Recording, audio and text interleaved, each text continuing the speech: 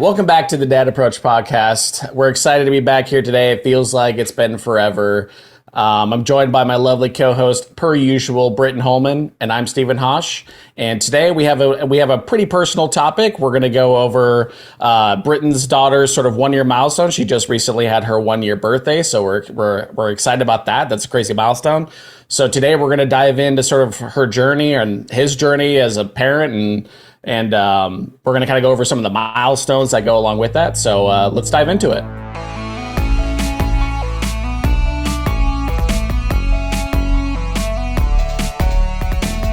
right, you ready? Yeah, let's do it. Let's do this.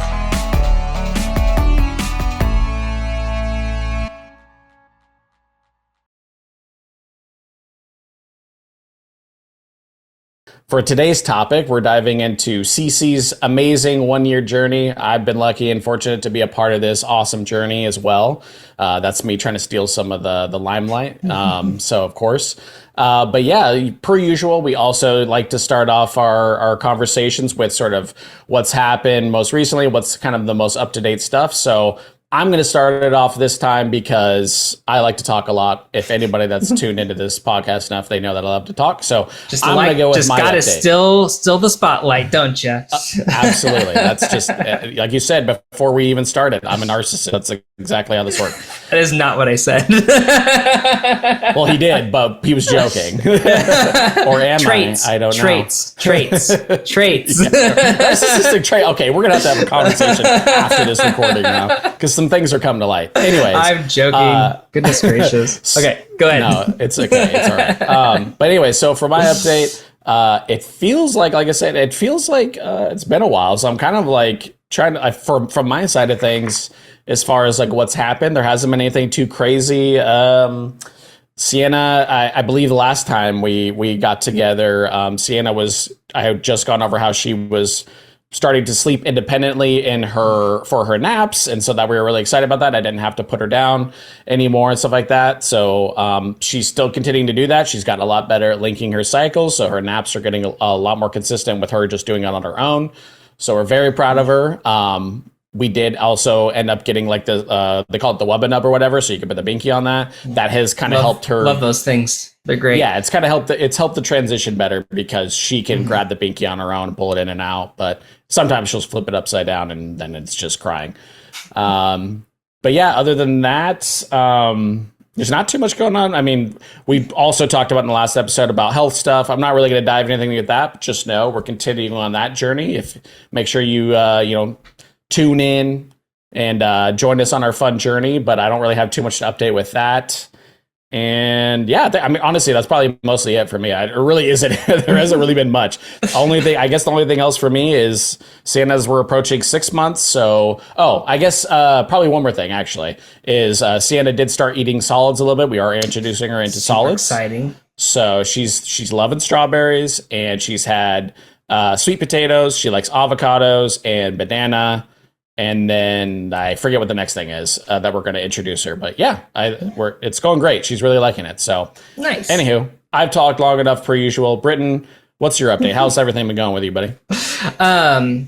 Yeah, so lots of things, actually. Probably the biggest one that we'll start off with is my wife and I, like we've talked about before, I have my own separate YouTube channel. We actually made a co-video together, and that actually shares some pretty cool news. Actually, why don't I just show it right now? Is it good with that? Do it. Let's do it. All right, here we go. Playing video. 3, 2, 1, go.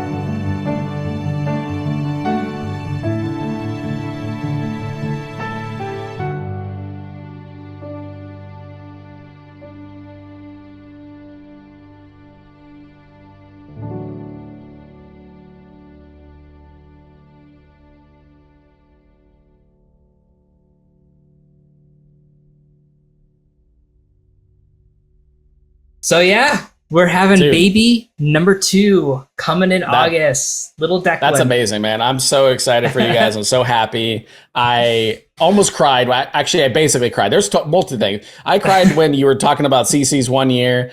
I basically cried when you showed me or sent me the video and told me what was going on. So I'm ecstatic, man. We're ecstatic over here in this house. And yeah, it's going to be interesting to see, you know, how that journey is going for you guys, obviously with Cece being 1, and then you got another baby on the way. Yeah. But it's got to feel good to get it out a little bit, because that's something killing me about accidentally saying something for a little bit. So Dude, you've been so good. Like, honestly, like I have not had to cut out one thing from any of the podcasts. Basically, when we started this podcast, you knew baby number 2 was on the way, and you never gave anything away. There was a couple times where I like saw like your frontal lobe catch up with what you were saying. The cogs were like, yeah, exactly. And then you're like, and yeah, this and this and this.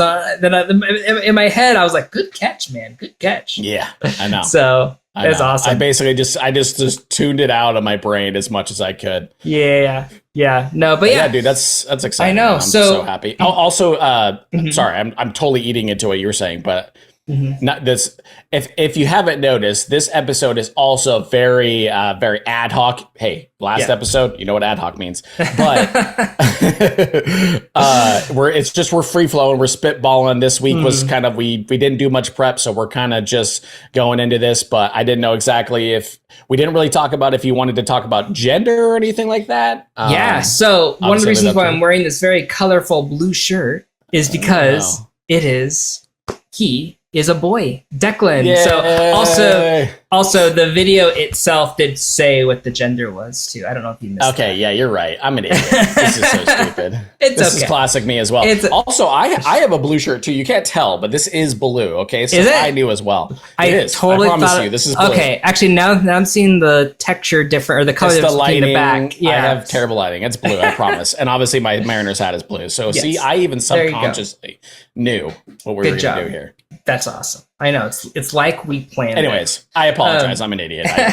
No, you're good. But yeah, so the reason why I wanted to share that first is because we actually went to kind of our closest city, which is still a long drive, San Antonio, and we actually did our maternity pictures and Cece's 1-year-old cake smash pictures, which we don't have out yet, so I can't really show here.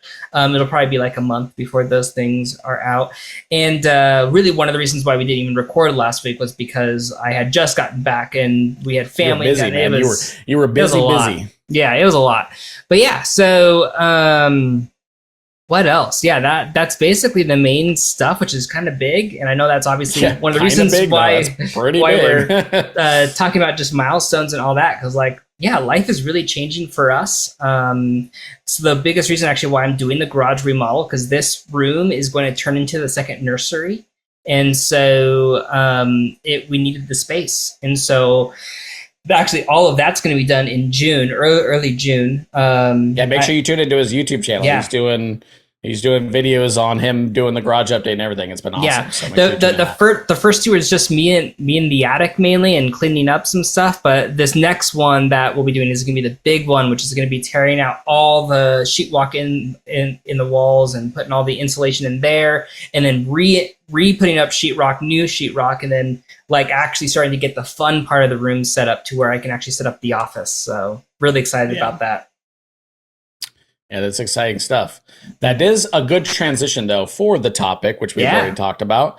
I guess one of the first things I do want to cover is, I mean, we can just start it at the beginning, right? Because you and I haven't personally talked about the actual birthing experience for you guys. We obviously don't need to. I don't want to sit here and we have to go and talk about something for an hour on each thing. But I'm kind of curious how your guys' hospital sort of time went and what that was like, and then you can kind of transition from there.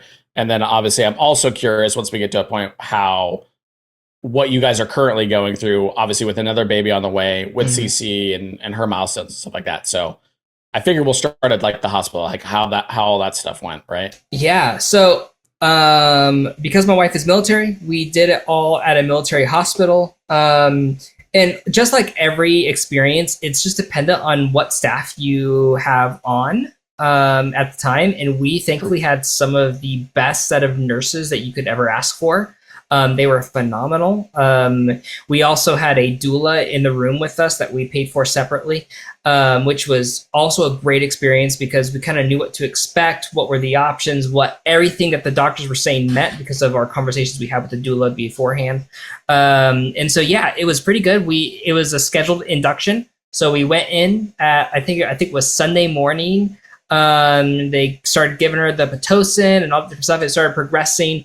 The only bad part that, and I say bad part, it was just an unfortunate part, was as the pain increased, it kind of got to a really bad spot. And the one thing the nurse did say that probably wasn't the most helpful thing at the time was when Amanda was in actually a lot of pain, like a lot of pain, she was likely in transition at the time, but the nurse was like saying, oh, hey, look, right now you're now starting actual active labor. And she was like, this is now active, like what? So I love how casual they are about I know. it. You're like, we're not freaking out. What's going on? Yeah, because this is the first kiddo, and the way it made it sound like it could have, like the amount of pain that she was in could have lasted for, we're talking like another 12 hours, 14 hours, the way that she said it. So Amanda was like, you know what, I'm going to do the epidural. And we're like, and at first, because she asked us to push back a little bit at first,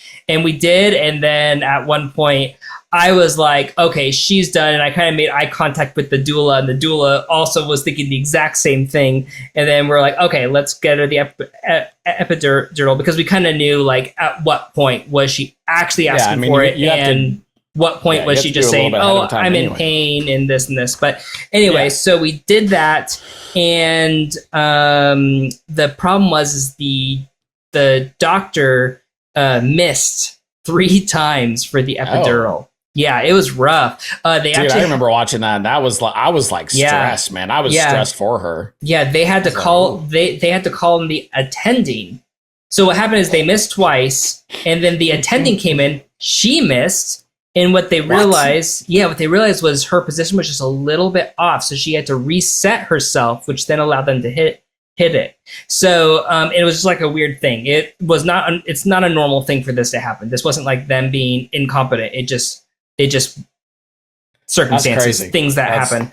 And so anyway, so it went in, she felt so much better, and she thought she was gonna get like a couple hours of sleep before like they actually had to start pushing. Then the nurses checked, and she was 100% effaced, like ready to go. Yeah, 10 centimeters or whatever. Yeah, and so they were like, oh, let's get the team in. And all of a sudden, like, doctors and nurses start pouring into the room. Everyone's like getting ready for an emergent. Like, it was actually really cool because like they had a whole setup ready to go in case the baby was struggling.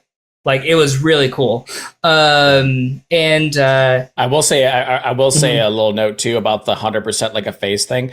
I didn't know anything about that at all. Like, I didn't know what the importance of that was. I just thought it was based off of like, is she 10 centimeters dilated? And that was a fun learning experience about learning about how effaced they are, and that's actually more important than necessarily the dilation is. So anyway, sorry, I just thought that was interesting. No, for sure. But yeah, like we literally started pushing, and she started pushing. You pushed too. Don't worry. But yeah, it was really, I mean, she definitely felt kind of bad, but like the medication hit, and usually when you start pushing, you throw up sometimes. And she really threw up all over the nurse, and Amanda was like, "Oh no, I'm so sorry." And she's like, it happens all the time. It's no big deal. It's just the nonchalantness of them. There's probably so many things those nurses and doctors see, and then we're just like, "Oh, I'm so sorry." No, I don't want to say word, but like just people that go, you know what I mean? They go have kids. Yeah. Then I forgot there's a name for it, but they were basically doing stretches as she was pushing,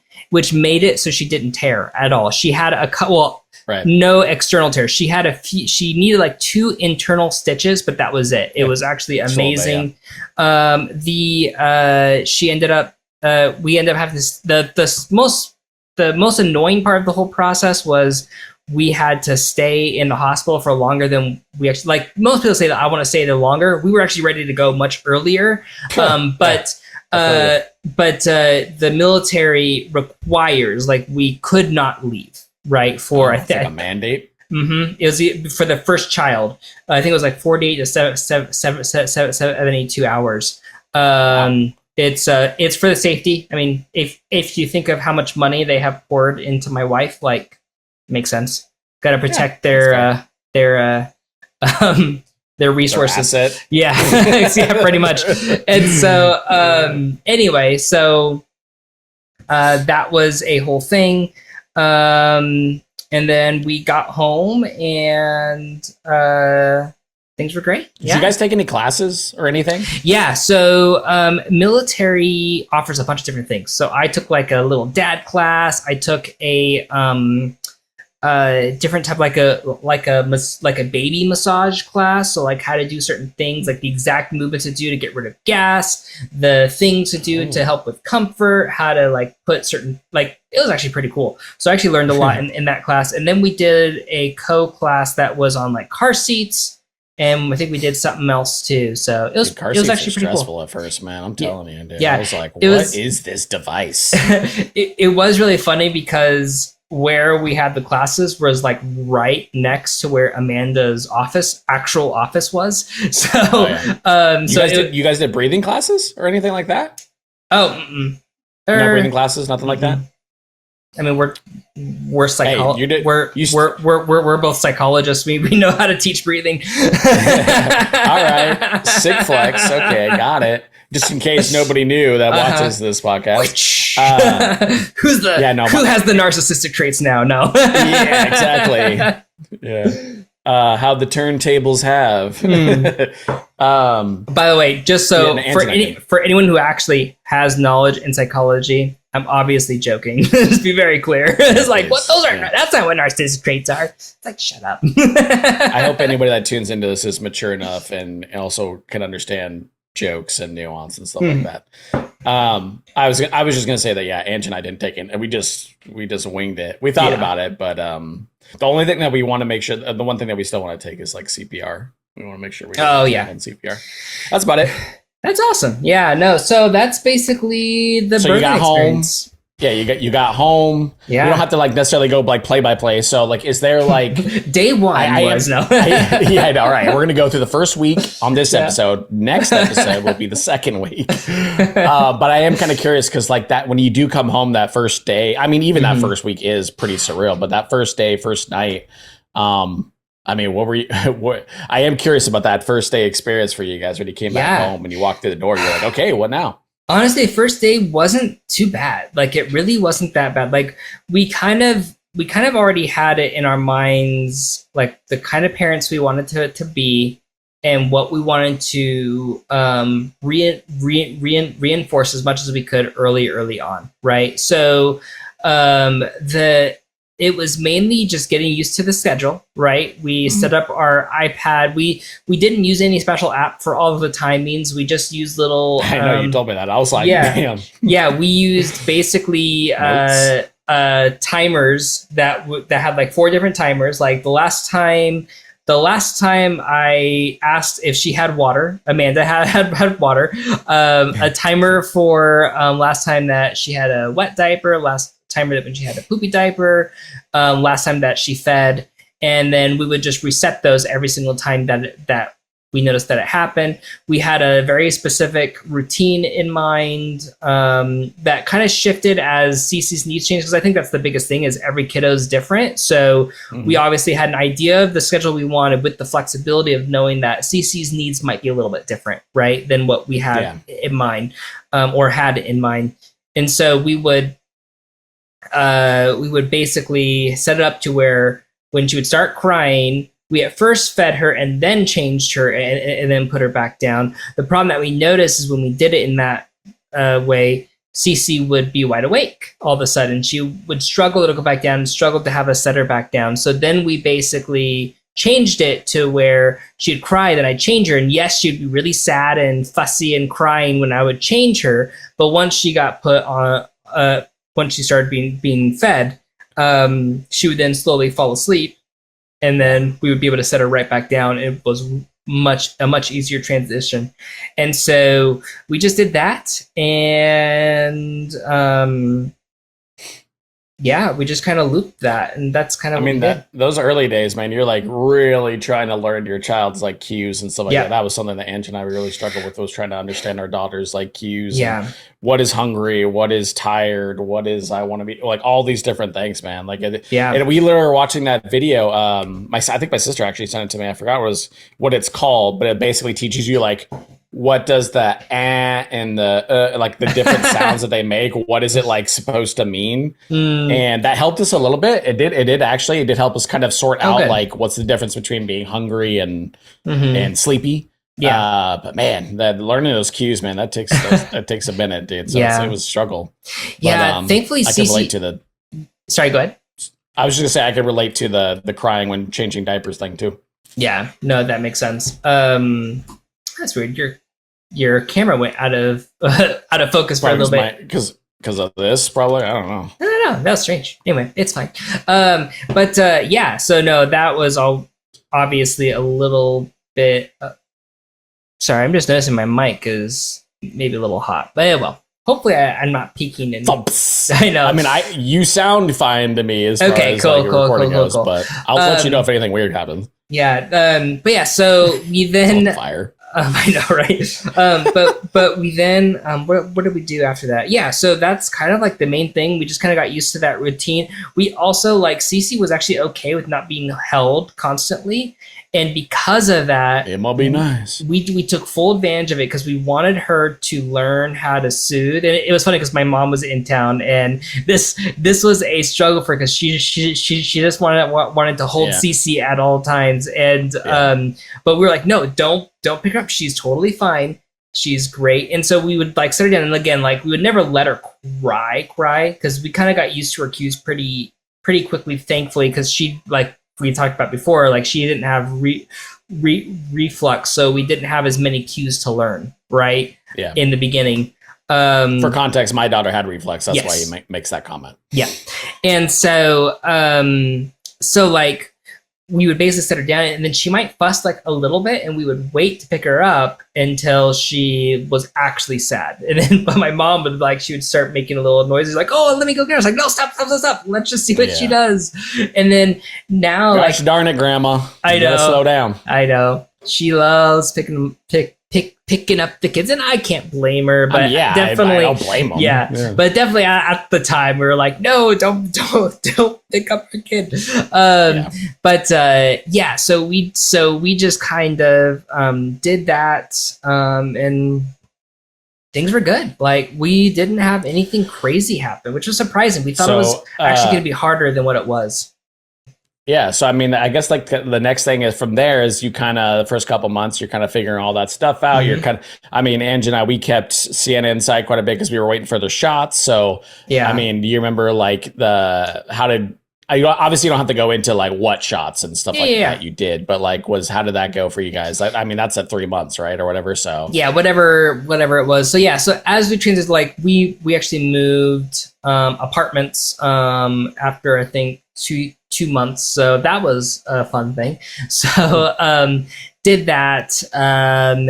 Then what else?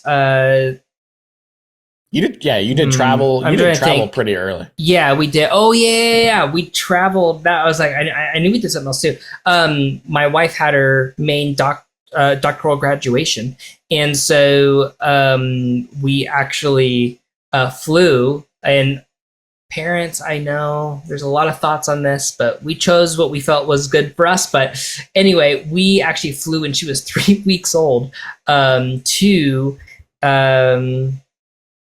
Oregon for her doctoral graduation. And it was actually really helpful. We actually talked with one of the physicians, I think it was probably one of the ones that she worked with, and just said, hey, we're thinking of traveling. Like, is that bad? They're like, oh yeah, no, you're fine. Just make sure no one else touches her. Like, then you're fine. Yeah. And because the actual air filtration in the plane's really good. So yeah, we did that. She actually did pretty well. Like she was a little bit fussy here and there. Like she was fussy at one point because her nap schedule and feeding schedule got thrown off a little bit. But for the most part, yeah, it was good. Like nothing crazy. Tell me about it, and I was like, "Oh, wow!" It's like, "Wow, I'm terrified to take my daughter like that soon." We waited the full 3 months. We said nobody, or 3 months. I'm not tripping on that timeline. Maybe it's 2 months. I don't know. Wow. I'm not, my daughter's like barely 6 months old. And I'm like, not 3 weeks. We must have mixed those up. No, yeah, well, at least as far as getting the shots or whatever. But we were like super paranoid about that. Plus it was like flu season. I mean, our daughter was born in November, so we were just, whatever. We were just being. Yeah. But as far as her reaction to the shots, obviously it was sad during, didn't really have any side effects or any of that, didn't have any lingering stuff. So that was good.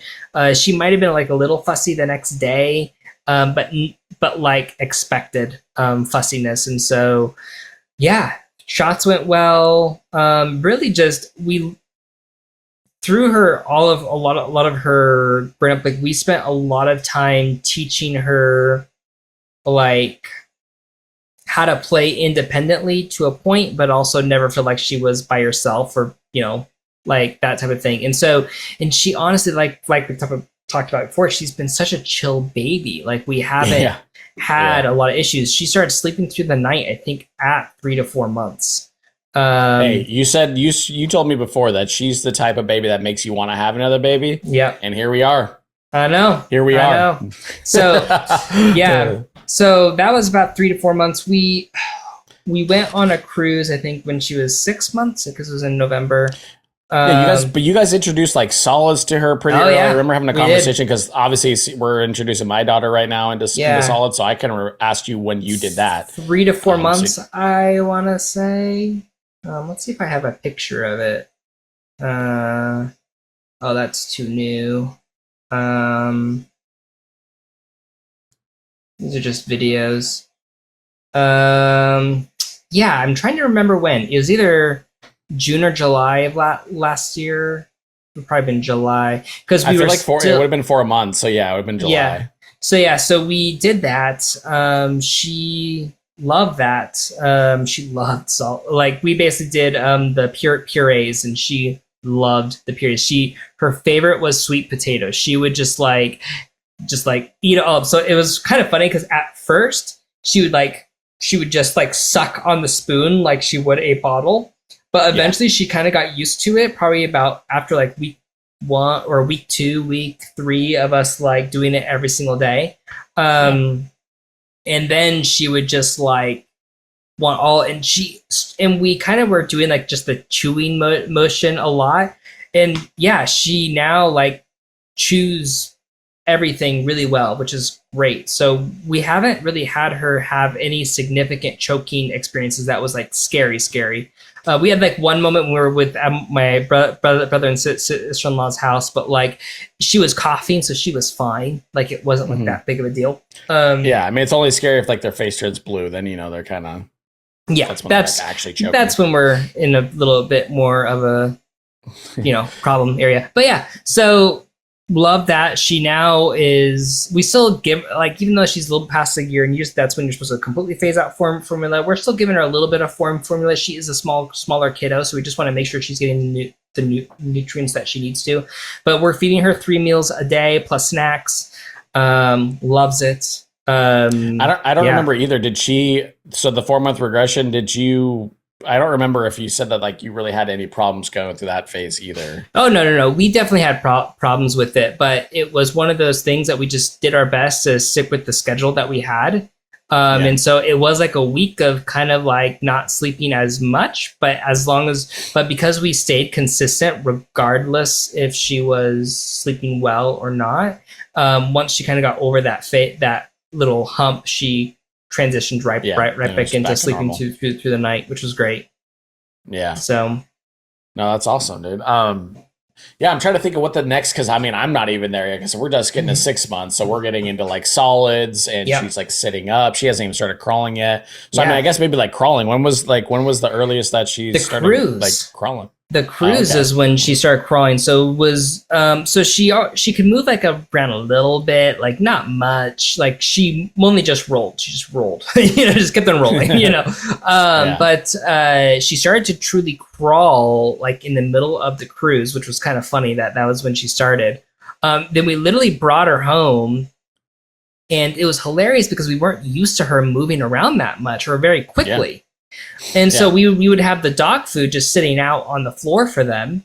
And I remember like walking to the kitchen and walking back, and she had crawled like 10, 20 feet to the dog food and was trying to put it in her mouth. And we're like, oh no. Yeah. And so we had to like go over and get it out of her hand. And so then we just learned that we can't leave the dog food down anymore. Yeah. I mean, absolutely. And then we also have like a water bowl. So we have like a big water, like one of those 5-gallon jugs that goes on top. And then it's one of those ones that has like a pet button, and there's like a bowl at the bottom of it. And so we basically use that to fill up the dog's water. Well, she loves water, so she goes over to it and she just starts splashing it. So we have to take that thing and put it on top, and the poor dog's like, I'll only get to drink water during her naps, because it's like we just don't. Yeah, she's always like just splashing. Yeah, she sees it goes down, and then she starts crawling at it super fast, and she's like ha ha ha ha ha ha ha the entire time. It's like, oh my gosh, you're a crazy girl. So that's hilarious. Yeah, it's pretty great. So, and that's actually one thing that is funny. She doesn't laugh normally, like she doesn't do like the baby laugh that you always see or hear. I know your kiddo does it. Yeah, she does. She goes like, that's how she laughs basically. And then sometimes she'll kind of make a evil, dude. Like that does. It's so mischievous. It's dude. actually, it's like I know it is mischievous. But it is really hilarious. Sometimes she'll squeal, like especially if I'm tickling her, she'll like squeal as she's trying to get away from me. But not like actually get away from me. She's laughing. She's having a good time. She's like, help! I know. Exactly. You kept me up last night. No.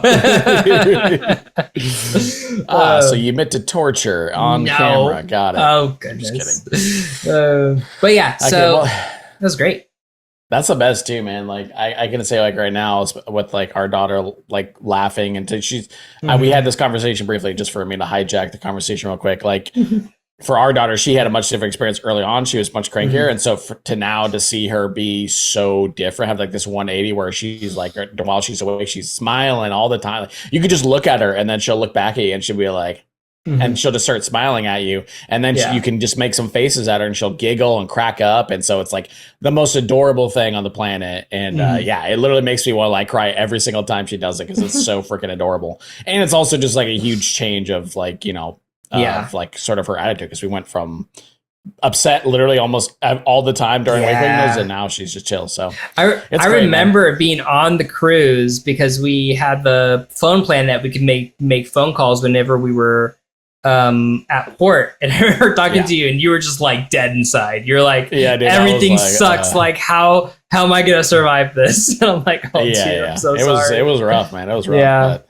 But yeah, so she starts crawling, which obviously I already know for us it's going to be a shock too, because right now it's like, okay, I know I can put her somewhere and she's not going anywhere. She should be safe. Like there's nothing that she's going to grab the choke on, anything like that. Yeah. And if we need to do something really quick, if she's not within eyesight for a minute or two. And so it's, I'm sure that will definitely be a shock to us too, because like our house is not like baby proofed yet. We're going to have to baby proof it at some point. So did you guys end up like once she started crawling, did you guys go, oh shoot, we kind of have to baby proof? Or did you guys just kind of decide that you were like, well, we're just going to like watch her a shit ton and then, So she can open up cabinets and she can pull some stuff out, right? So right now we have a makeshift one, because the only ones that she can pull stuff out that is dangerous, I should say, quote unquote dangerous, as in she can break things, is where we store our coffee cups. We literally took a bungee cord and we hooked it on one handle and stretched it on and put it on the other one so she can't move it. And we did it for our TV console as well. And then we have something else that's like wedged in underneath our sink where we put all the cleaning supplies and all of that. So she can't open those. So the other one she can open has like the pots and pans and lids. We don't care if she digs through that. We'd rather her mess with like our Tupperware and our pots and pans and think she's like having fun and doing something that's not necessarily she isn't supposed to, because then when she realizes we don't do anything about it, she says like, oh, this is boring. But like, so we haven't actually put any of the locks on, but we are considering doing it here soon, just because she's getting more and more intelligent. And so eventually she'll learn how to take off those bungee cords. So we'll end up getting all like the things. We set up a registry for our new kiddo, and I think we put those on the registry because we're like, we need to baby proof the house and that kiddo's gonna need it too. It is funny. Like this is a total side tangent, but like as we're setting up the second registry, it felt kind of weird because it's like usually you do a registry for the first kid, but maybe not as much for the second and third kid. At least that was how it was back in the day. And we were like, it's funny, like we actually need a lot of the same stuff because Cece will continue using these things because there's only 16 months apart from these kiddos. And like we actually need double of a lot of things now. And so it's just crazy how expensive things are. Just strollers. We bought our stroller. Well, my parents bought our stroller, part of our registry. And I think it was like $270, something like that. To buy the exact same stroller now is, I think it's like $400 to $500. Yeah, that doesn't surprise me at all. Like, and it's only been like we got that. I think it was like 4 months before she was born.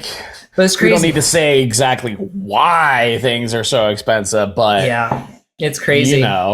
Why things are so expensive. So, it's, and so, I mean, it forces you to have like a register. You kind of need that help unless you're in a position that you are making a ton of money a year, which a lot of people aren't. And it's tough. No, absolutely need some assistance. So it's crazy. I don't blame you one bit. Yeah. But yeah, so you guys are just MacGyvering your house. That's pretty cool. Pretty much. It's great. It's great. So I mean, she starts crawling around, and then at what point did she start like doing her like assisted walking? 'Cause I know you sent me a video of like her using the the walker or whatever, and she's walking around. She did that. Oh, when did she start doing that? Typically the earliest that I read was like 8-9 months was like the earliest that kids typically do she that did kind of stuff. She started pulling her. When did she start pulling herself up? I'm sorry, I'm looking at my little pictures that I have here. I think it was January, maybe. Yeah, it's sort of been around 9-ish months. Yeah, so. When she really started like pulling herself up. I think she's standing up right there. So late December, early January. Okay, she's pretty early. Yeah. Yeah. So she did that for a while, and then we just basically kept on. So my mother-in-law got her this little pink car, and so she used to like hold that and then just go straight and just like run into things. Now what she does, because we have hardwood floors, she takes it and she moves it to the side and then uses it as a walker. And then eventionally she like, and we can talk about this in a bit. Then we got her like for her 1 year old birthday.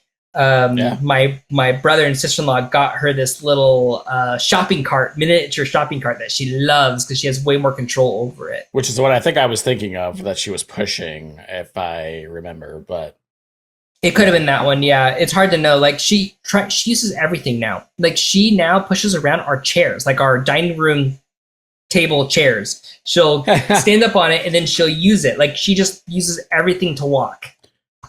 That's crazy. But yeah, man, dude, she's smart, man. You can tell already. She's doing a lot of stuff early. She's messing like she's reusing a ton of stuff. I don't know. We'll see if my daughter ends up reusing some. There's a lot of things we've had to abandon, and we're kind of like, do we sell this or do we? I mean, obviously we've had the conversation too. Like we don't know if another kid is in the cards for us or not. So we're kind of like in this weird phase. But I know now she is. I think the longest I've seen, I think she took almost 15, 20 steps, like straight without any assistance. That's so awesome, she is just about there. I said last week, I think it was, or beginning of this week, which it's Saturday right now. And so it was like that. We think in 2 weeks, so a week from now, that she will be able to walk pretty easily. That's crazy. Yeah, that's so crazy. Because she's just like it's just kind of clicked for her, And so now Yeah. she's just doing it. It's amazing, and it's I mean, we talked about crazy. that too, like how surreal it is. Like you hit all these like milestones, and like I'm obviously some months behind you as far as like my Mhm. daughter's age, and so it's been kind of fun to like once she hits certain milestones, then we kind of talk about her hitting those, and then I kind of talk about like what it was like for your daughter to hit those Mhm. milestones, and then I could kind of talk about how I feel and how surreal it is for me, and then you're able to kind of Yeah. be like, yeah, this is. I mean, I totally understand, and so it's been really fun to kind of like have that them be close Mhm. enough. Obviously, we're close enough in age; we're only like 6 months apart. Yeah. So Yeah, our kids are almost the same stretch. almost, yeah, pretty close, yeah, Yeah. because your daughter's born in April and mine's November and you're September, so it's only a couple months off. Yeah. Um, but yeah, dude, it's just No. yeah, any huge milestone. So I can imagine like walking, like I already Mhm. like envision stuff like that, man. I'm just like, Oh yeah. it's hard not to be emotional about it. So that's crazy. Literally, That's exciting. she was in our bedroom, and my wife likes to put like her jewelry sometimes like on her nightstand, and she Mhm. had picked herself up and was grabbing her earrings from the nightstand, and we're like, well, we can now no longer put small things Yep. on a nightstand. It's like Yep. just more and more like we're just realizing like, wow, she's really starting to get to this point where she's just Yeah, but growing up. that stuff, like, it feels like it happens like literally overnight sometimes. Like it'll Yeah. be like, oh yeah, I can do this thing. You've been doing it for months or weeks, and then all of a Mhm. sudden one day it's like, oh, can't do it anymore. They know how to do this thing all of a sudden. So Yeah. yeah, no, it comes out of nowhere. But yeah, so she started walking. I mean, now you hit the year milestone. You've Mhm. officially you survived your first year of being a parent, Yeah. which is pretty insane. Yeah. So now she's, obviously we were talking about her being like close to walking and stuff like that. Mhm.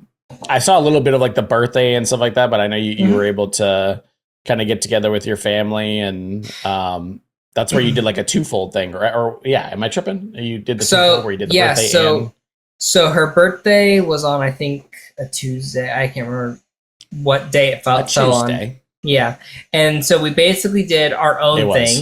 thing, and then from there she did, or we then went to San Antonio, did our pictures. So she had cake on Tuesday. She did the cake smash on Thursday because we did our pictures on Thursday. Then we came back home and then she did an ice cream cake on Saturday. Oh, man. And that was the weekend that my brother and sister-in-law were here. So she had cake 3 times. So she liked that. She was in heaven. She had cake 2 times because we did ice cream on Tuesday, then a standard cake on Thursday, and then ice cream cake on Saturday. So she enjoyed it. She liked it. But it was funny. Like, we thought she was going to smash it and take big things. She's just kind of mad about it. She was just like, Yeah. And she was like doing like little like brink, lick. And I was like, dude, get your hands in there. And she's like, nah, get it. I'm good. She's nah. So I'm more elegant when it comes to sweets. We literally have a video that she during the cake smash, she was just doing stuff, and then eventually she just kicked over the cake and was like, I'm done. The photographer laughed so hard. Was she big on like if she was exploring stuff? Was she big on like she was always trying to put it in her mouth? Every like that? single thing Okay. she puts in her mouth. I was curious if Even that's like now. specific to certain kids or if that's just like a baby thing. Because Sienna, like, dude, anything. She's just like a phone you put near her. She's like, nah, let me eat that. And I'm like, can you stop trying to eat everything? Bro? So that's how a lot of kiddos explore the world, is they put stuff in their mouths, right? It's so bad. yeah. So like we early on, harnessing that third child energy, we just let her do it unless it's something that she can choke on. We're just like, like she needs the antibodies, so we're just gonna let her do the stuff. And so and I definitely gave up on like trying to watch. Like she'll knock like a little toy on the ground, and I'm like, man, that's not cleanly. Yeah. And at first, I used to clean it, and then she just does it so much. You're like, you know what? It's not worth it. I'm good. I'm not doing this. So yeah, we definitely have toned down that stuff a lot, but there is like obviously certain things like you said that you're like, no, that's gonna get cleaned up. Yeah, because like right now we moved. Side tangent for myself. Mm-hmm. We moved our work. Like I have a bench press. So I moved the bench press out into my backyard. We have like a cement area in our back area by our sliding glass door.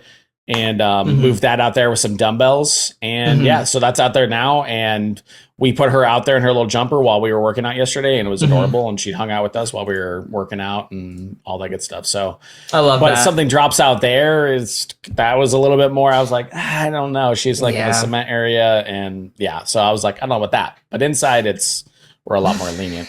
It's fair. Anyways, so I guess the last thing that I kind of want to go over for us here is, now that you've announced that you got another baby on the way, I'm curious about where yours and Amanda's head is at, how you guys are feeling about it, like your guys' current headspace, and how are you preparing, and like, what are those things that you're thinking of going into having a second kid? Steve, this is an important conversation. So here's the thing. So by the way, do you like my little mic? It's fun. So the reality is that we're probably not going to stop with just 2 kids. I'm not going to lie. There is some nervousness for me. Like 2 kids sounds like a great number. You know, it's like the type of stuff that we like to do with our life, the things we like to, like the vacations. Especially because you also have a girl and a boy. That's like, usually most people are like, I want at least one girl, one boy. And then from there, it's like, whatever. Which I'm going to be honest with you, like that wasn't a factor. Like we didn't care, right? Whether that we had both. Like we would have been fine with 2 girls. Like we really didn't care. It's so funny. We had so many people tell us like, oh, now that you have one of each, that probably means you're not going to want any more. It's like, no, that's not a factor for us. The idea right now is Amanda's like, even with her pregnant, like she's like, nope, I'm definitely don't feel like that I'm done. And I especially have for a while been in the mindset of like, let's just see how this kiddo goes and let's wait a year and then decide then. But I think for Amanda, she already kind of has this idea like, like, I don't think we're done. And, like I have a feeling that I'm going to feel the same way. Which is pretty crazy. I think it's pretty crazy that she already has that like perspective that she's like, no, I feel like I'm, I would be ready to have another kid even before she's had her second one. So and that's what's so crazy is that this pregnancy, like I think I told you, like last pregnancy was rough for Amanda. I'd have to wake up early in the morning, make her a smoothie so that way she would sip it as she woke up, or else she would throw up. She's hardly had much morning sickness, or at least in comparison. And so no, it's actually been really good. It's been really sorry, hold on. Pause 1 second. My dog decided she wants to growl the door, even though it's just my wife home. Liz, stop growling. It's literally. There you go.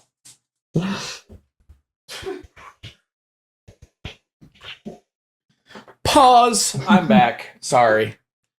I don't want Gliz barking while you're trying to talk. I was telling everyone, like all these bad things about you while you were gone. So you're good. We're cutting this out, right? Anyways, continue with your story. No, you're good. I forgot where I was at. What was I talking about? You were talking about right, nice quiz. You were talking about how the pregnancy was going much better this time. Thank you. You thought I wasn't listening, huh? Nice try. Yeah, that was absolutely it. I just was quizzing you to make sure that you knew what I was talking about. Anyway, like this pregnancy was so much easier. So I think that's like the biggest factor too. Is Amanda now knows like, oh, not every pregnancy is going to be horrible. And honestly, that's kind of how we knew it was a boy, was because the pregnancy was so good. Yeah. And so, I don't really blame you guys for thinking that it's hard. It's hard. Like if you have a really bad experience, it's hard for you to not think that that's going to be your next thing. Cause that's literally, again, sorry to steal the show for a second, but like, that's the same thought process that my wife and I are having about having a second child is like, oh, Sienna she had reflux and all these things. So like, that was rough. So do we want to do that again? Like that's our assumption is that it's going to be that, but she could be like Cece and be super chill and be completely opposite. We just don't know. So anyways, sorry. No, like I think that's kind of where we're at right now is we're just trying to figure out like what we want to do and how we want to go about it. But as of now, we're likely going to aim for 4. I think that's probably the number that we will aim for. But again, is there a particular reason, or is that just kind of like what feels right? She wants an even number, so she doesn't want to stop at 3. So it's giving me 2, 4, 6, 8, 10, 12, so on and so forth. And this doesn't really matter too much, but like she's younger than you, correct or no? She is, yeah. She's by a decent amount. She's 7 years younger than me.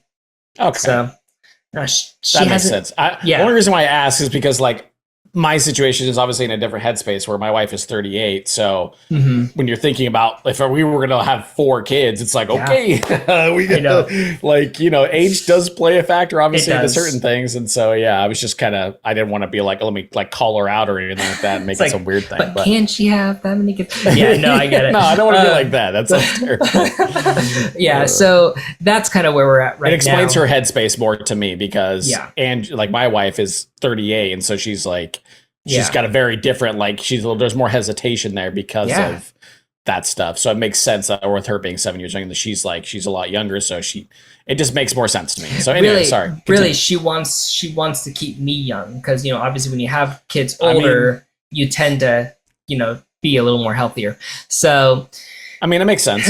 Yeah. But so right now, like we're gonna have 2 kids and we're gonna be like, it is really funny though, because Amanda's goal for 2027 is to not be pregnant. That's like her number one goal. It's like, well, if you want 4, so it depends. I guess it depends on how close you want them together. And a lot of people in our field like have kids mid 30s, like start having kids mid 30s. So, like that's just common for this generation and or our generation in general is like, so we're the first generation that kind of like we got hit with like economic stuff, and there was a lot of things that was the older generations believe certain things, and you were going to do a certain way, and we were the first generation that really kind of pushed back on those. Yeah, and so like the main thing that we are hoping to do is check back in towards the like basically after Declan hits his 1 year mark sometime in August, and then we'll decide then like, hey, what do we want to do? So I think that's smart. I'm curious to see. I'm curious to see how he is when he's born. Like, what is he going to be like? Cece, I'm curious how that will go. I'm curious what kind of hurdles and what are the things that you guys are going to go into, because we have this kind of like running joke between us two where like my life seems to like mirror your life right now very closely in certain things, a lot of events. Look at our pregnancies, literally like we're pretty close to each other. And so I just think it's funny. So I'm like, a weird part of me is like, oh, you're going to tell me about your experience. And then all of a sudden I'm somehow going to have like another kid. And then I'm like, all right, so like, I got a copy. Mine's going to be the other thing of that. So yes. But no, what was I going to say? We think that like just for us, like we don't, what was I say? I don't know, like we just don't know. Like, but we are planning for polar opposite. We are planning for sleepless nights. We're planning for everything possibly. Yeah, if you go in with just like, hey, like the worst he'll be can just happen. like Cece. Yeah, that's just setting yourself up for failure. But the one thing that's gonna be so helpful is my mother-in-law is gonna move here for a year. We're gonna basically pay for her to move here and just kind of like support her so she can be here with the grandkids. And by her being here is going to help us out a lot, and it's going to help Amanda out a ton. Just because like, we're in the middle of, mostly in the middle of nowhere, and we're just kind of just trying to figure out like, what do we want to, like we want our kids to have at least one grandparent, like consistently with them. So, and we just haven't had that for Cece. And so her mom is ecstatic. We're actually ecstatic about it. And that's one of the other nice things about having the garage the office in the garage is it's going to allow me to still do like client care and probably expand my hours a little bit. So yeah, it's going to be nice. Yeah, and I'm sure this time around, man, like all those milestones that we just got into talking about and those fears and stuff like that. Obviously, there's always going to be like a baseline fear for like any parent. It just is in a perpetual state of fear for their children. Yeah. But I think that the second time around, you'd have more experience, and that's the way I kind of look at it too. Is we're gonna have way more experience the second time around if we do, and for you guys there's things that you're gonna just kind of know how to handle, and you'll have a better read on, and so I mean that part's excited. I'm excited for you guys. Thanks. You guys are having your boy and all that stuff, so I'm excited to see. Move this over. It's on the wall there. There it is. That's cool. Bunch of random stuff on my keyboard, but it is what it is. Yeah, that. But yeah, man. Well, I think we kind of like covered most of the journey. Obviously, I'm sure there's like little tidbits here and there, but like we said before, today was just going to be more of like a personal sort of conversation. It was going to be specific to CC and your guys' journey. So for those of you that tuned in for this conversation, let us know, if there was like any fun stuff during, if you have kids, what kind of fun stuff during their milestones kind of came up, if you want to kind of just chime in on that. Otherwise, per usual, like, comment, subscribe, whatever, engage with us. We love to have conversations with anybody that's tuning into these. We really, really have a lot of fun with these and having a lot of these personal conversations and talking about our journeys and our kids and our lives and stuff like that. So let us know if you enjoy it too. Also, side little PS thing. You can highlight this in the edit if you want, Britton. Just because my mother decided to comment on the last video, she made a comment about how I always wear a hat, and she said, "Hey, why don't wear a hat like Britton?" And I explained to her that I'm the hat guy. Like, that's what I do. He doesn't wear the hats. I wear the hats. And I told Britton as we were starting that I was like, my hair is kind of a mess today. So sorry, Mom. I apologize. I will not wear a hat next time. Okay. So for the next recording. I even got myself a haircut so I could look nice. I'm not getting actual professional. I got a buzz and I got to shave and all this stuff, but I love it. Again, I'm sorry, Mom. Only my mom would comment on our video and make a comment about how I wear a hat all the time. Like that's the takeaway that my mom came with our podcast. But anyways, I appreciate you guys tuning in. Thank you, Britton, for walking us through CC's journey. It's been awesome. I've been so ecstatic to be a part of it, and we're excited to see what comes next. I know. I can't wait to do yours in November. Yeah, exactly. The 1 year journey. We're excited. This is gonna be great. Anyways, per usual, thank you for tuning in, and we will catch you guys in the next one. Bye. Bye. Bye. Bye.